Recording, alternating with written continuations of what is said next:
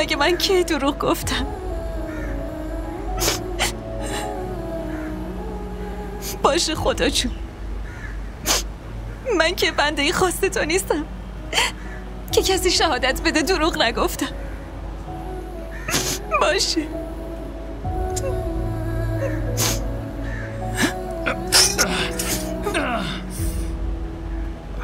چی شدم؟ من برمیدارم. کدومو باید قطع کنم؟ این یکی؟ اگه بازم هست بهم بگی. چقدر جای تأسف حاله. ما میخوام یه کاری رو انجام بدیم اما نمیتونیم انجامش بدیم. اما این بیشتر تأسف داره که ما واقعیت رو میگیم ولی کسی اعتماد نمیکنه.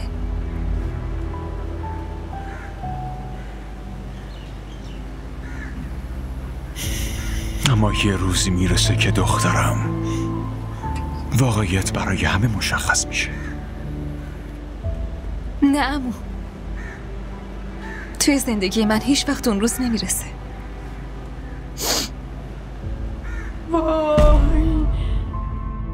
وای خدا، دستم خیلی میسوزه. آرومتر صوفیا. فقط 2 دقیقه دیگه آبجی، بعد دیگه نمیسوزه.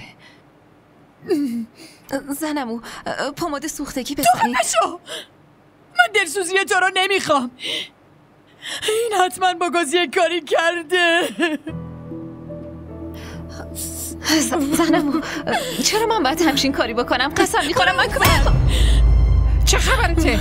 یواش، اگه سر بچه به میز میخورد چی؟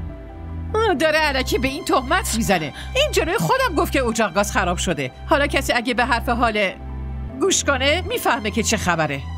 باشه دیگه، بیخیال شین. اجاق فدای سرشون باشه. خدا را شکر که آسیب جدی ندیده. چطور ضرر ندیدیم؟ همین ماه پیش آشپزخونه رو درست کرده بودم. آی، اونم از دستمزد نفیس بیچاره منه. از دستمزد نفیس بیچاره شما؟ کارها رو من پیش میبرم مامان. آره، اما برای این کارم که نفیس پول داده، مگه نه؟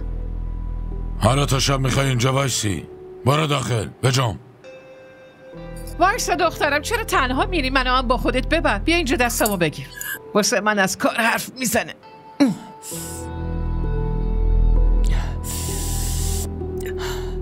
حالا چرا اینجا نشستی؟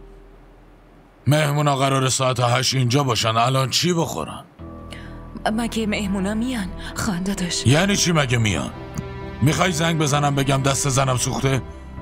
شرایط آشپزی برای شماها رو نداره؟ خوبه؟ من میرم آشپزخونه.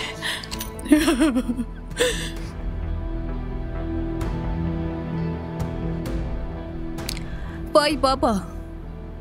مگه من چی گفتم بهش عزیزم؟